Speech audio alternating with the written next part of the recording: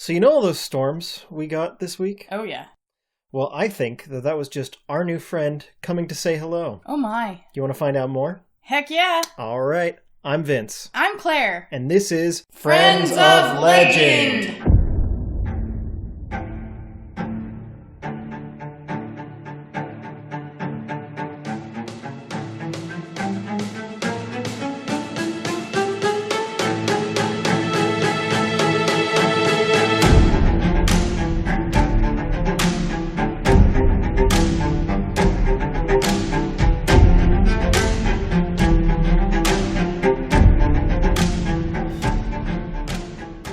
Welcome to Friends of Legend, a podcast where we ask the important questions like, is it okay to pat a Pegasus, or is it safe to cuddle a Chimera? Can we roast marshmallows with a phoenix? Oh man, I like that one. I hope the answer is yes. Each week we look at a specific creature of legend and get into the nuts and bolts of it, look at its likes and dislikes, and determine just about how easy it would be to become friends with it. We feel that the world will be a much happier place if everyone, humans, and legendary creatures can join together in a big kumbaya. I like that. Who are we befriending this week? This week, I thought we'd get a little closer to home and take a look at the Thunderbird.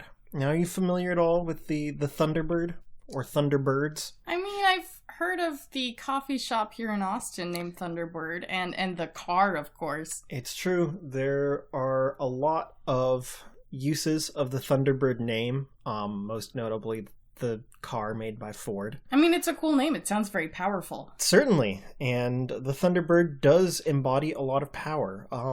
Just generally speaking, Thunderbirds are large birds that have the power to control or exert the force of a thunderstorm.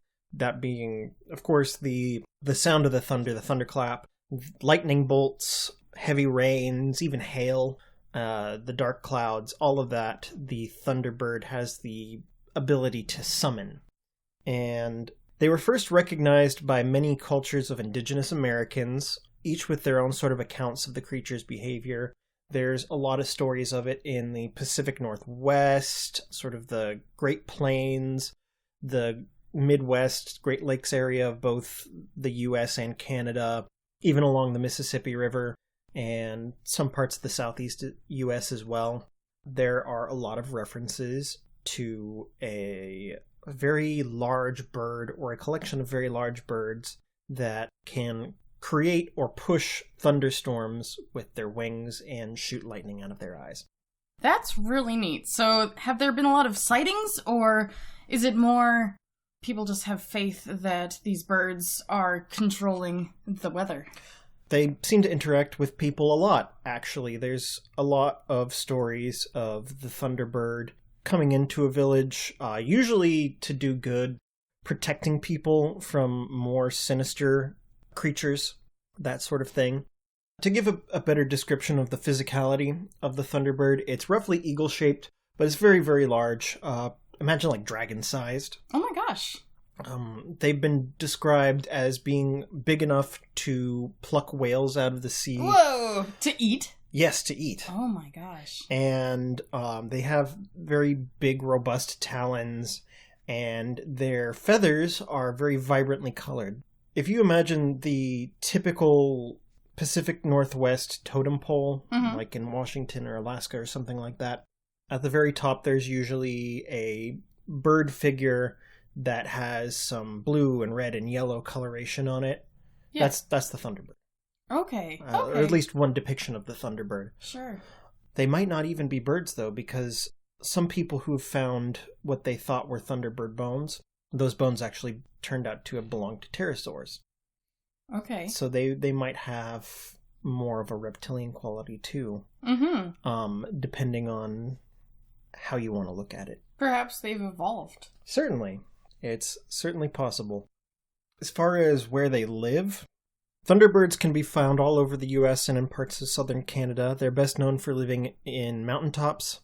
In fact, there's said to be in the Midwest a floating mountain in the sky where there's a great colony of many Thunderbirds. Though typically outside of that, they'll live in isolated nests where you'll find just one Thunderbird or maybe a family of them. That's incredible. So, do those regions of the U.S. rely on the Thunderbirds for all of their, more inclement weather? Rely on is an interesting way to put it, because this quote-unquote gift of the Thunderbird, its ability to, make thunderclaps and push heavy storms to and from, it's not always a gift. Mm-hmm. It's sort of a capricious thing, like, the caprice of nature itself. One day, this storm might be raising your crops up. The other day, it might be flooding them, might be sending hailstones through the roof of your house. That kind of thing might be striking you down with lightning, even. Right. So the good comes with the dire as well. Right. It is in itself a force of nature. Mm-hmm. Not necessarily good or bad, not necessarily creative or destructive, but just what it is. So you were mentioning that the Thunderbirds sometimes come down to the ground to interact with humans. What do they do then? So usually they will come down to protect humans from more malign spirits. There's especially one, it's a very large horned serpent that lives underwater, and it's constantly plotting to take over the land and sort of oppress. Oh my gosh. So does that particular serpent live on the west coast of the US, or? I think it's mostly in the rivers and lakes of the Midwest, from what I found. Okay. It comes up and it's always looking to trick or eat people, and the Thunderbird comes along and it will fight it and drive it back into whatever water hole it lives in. The Thunderbird loves to fight. It's one of its great loves. It loves to hunt and do great deeds and fight. So it kind of enjoys having its rival. Definitely. It likes having this healthy competition, this reason to display its power. It definitely has that sort of human quality to it. Kind of a little bit of narcissism? Maybe. It can seem to be full of itself. There are some stories as well that exemplify the Thunderbird's pride. One in particular, one story that maybe paints the Thunderbird in a less benevolent light. It comes from the Pacific Northwest. One day, a hunter wandering through the woods finds the large sort of remains of a whale and a Thunderbird sleeping next to it. He was able to reason that the Thunderbird had caught the whale itself and brought it back to its nest, but was sleeping the effort off before it went to go eat. So he went back to his village, he got a couple of his friends and said, "Hey, there is a very large whale out in the forest. If we can bring it back, that's going to be a lot of food for us for a long time, and we won't really have had to do anything."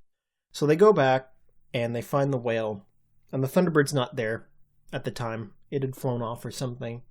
So they bring the whale back, and they take it to the village. They start eating it, and they're having a really great feast and a great time. Thunderbird comes down and doesn't say anything, but the people can tell that the Thunderbird is very angry and that they've wronged it. And in punishment, the Thunderbird summons a very large storm with bolts of lightning and large hailstones that are crushing the village.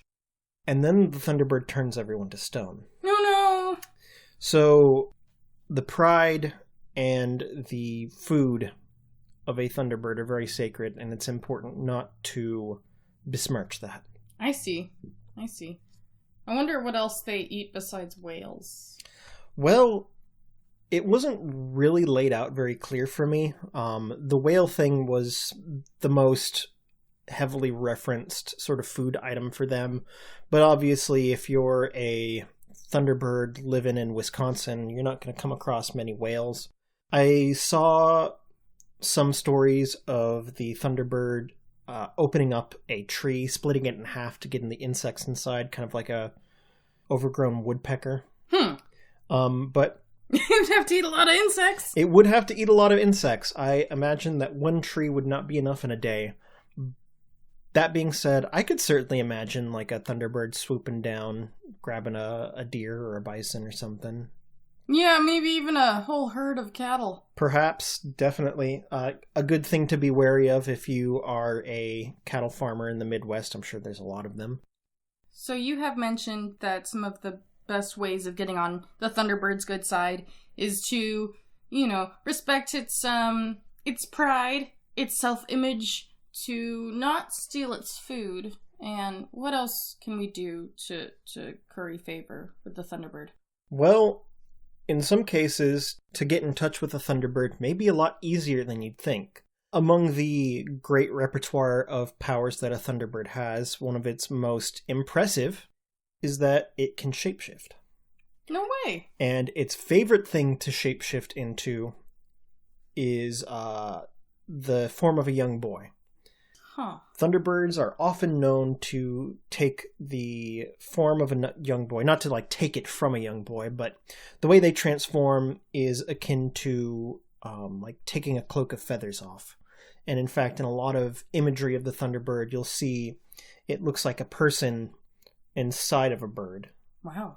In that respect, it's difficult to say if the true form of the Thunderbird is the person inside or the bird on the outside. I see. So I wonder what the benefit of disguising as a human boy is. You get to integrate with people. It definitely seems to like people when they're behaving themselves and acting morally. The Thunderbird is known to be the moral judge of an area. And I think maybe one of the best ways to tell whether or not someone is behaving themselves and being ethical is to take the form of a young boy and see whether they treat your, the innocence and purity that comes with that form and treat you well or treat you poorly.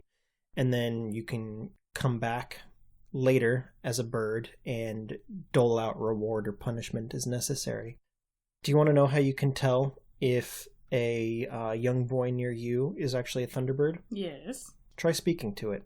I figured it would probably be screechy. Well, you'd think that that's the way you'd figure it out, but in fact, and I think you're going to like this a lot, you can tell a young boy is a Thunderbird if it speaks backwards. Yeah. Mm-hmm. Yeah, that reminds me of a show we like. Oh, yeah. Some Black Lodge trickery right there. That's kind of spooky. It is a little spooky. Makes you wonder if Bob and the Arm and all of them are just really mean Thunderbirds. Could be. I mean, they're all in the Pacific Northwest. It's very true. So, now that we've kind of gone over the basics of the Thunderbird, I want to talk about the things we can do to become friends with it. Okay. So, the easiest thing you can do, just be a good person. Just live honestly and don't steal food from your neighbor. Definitely. Do the right thing, because you never know whether there's a young Thunderboy bird watching you, taking a little note in its Thunderboy bird notebook. With its talons. Yeah. Scratch! Just act right, even when you don't think anyone's watching. And you could find that later on, there's a Thunderbird on your side. Another good thing is to be open to accepting help. The Thunderbird wants to help you. It wants to help people. There's a story of a group of sea hunters. I say sea hunters, not fishers, because they were whale hunters. And they were starving because they just could not catch anything to bring back to their home. And a Thunderbird witnessed this and helped them by picking a whale from the sea and dropping it on their boat. Oh my gosh. So being open to help will bring the Thunderbird to you in your time of need. Sure. Yeah, definitely don't be too proud, even if the Thunderbird itself seems to exemplify pride on its own. I just noticed the shirt that you're wearing. It was an accident. It's like a fire eagle, essentially. It's for a brewery that we enjoy, but I think that's a great coincidence. Yep, didn't even plan that one. Things you shouldn't do. Obviously, don't insult the Thunderbird's pride. Respect its nest, respect its food. Don't go taking things. That really, this just ties back into be a moral person. Don't go hunting for their huge eggs. Yeah, I'm sure they wouldn't appreciate that. I imagine that'd be a pretty spicy egg, too. Oh my. Anyway. Yeah, don't go throwing stones at little boys.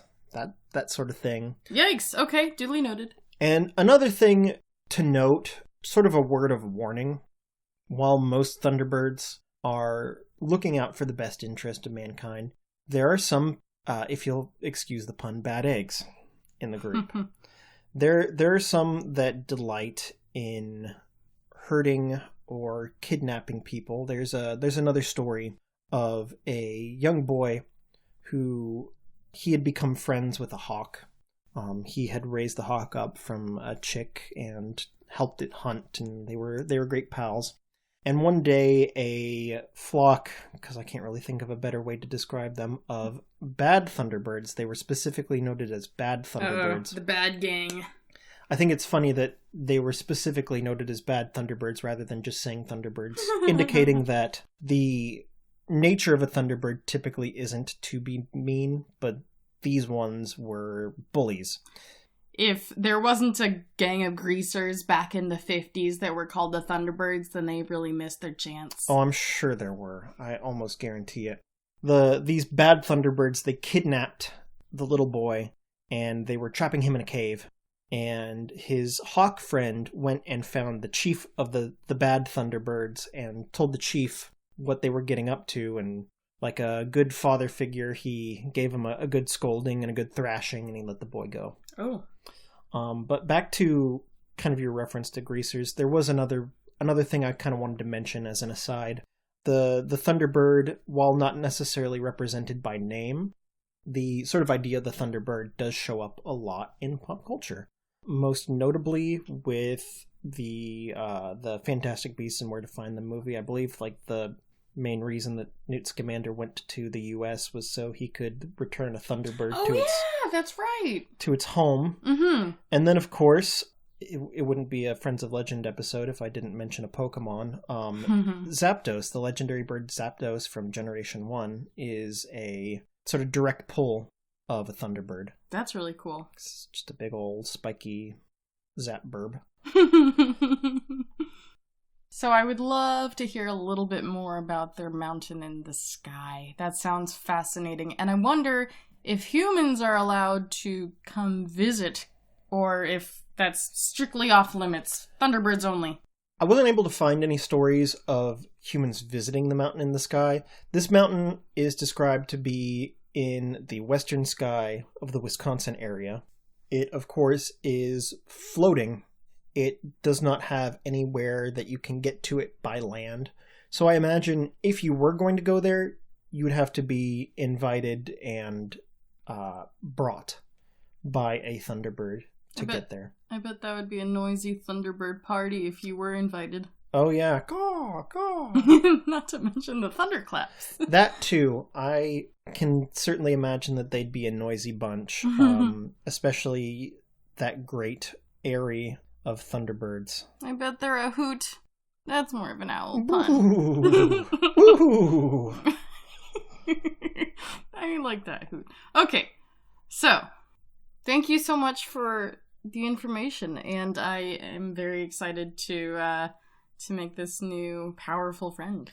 Oh, absolutely. And I think it's time that we give the Thunderbird our rating. Mm-hmm. So if you haven't listened to the podcast before, after we go over the details of one of these magnificent creatures, we give it a rating based on how easy it would be to become friends with it. The first tier of this rating is friend-shaped. Now, if it's friend-shaped, it's very easy to get along with and seems to enjoy human companionship. And then we have cheeky friend, which means that this creature is not necessarily hard to be friends with, but they're prone to mischief or a little bit of annoyance.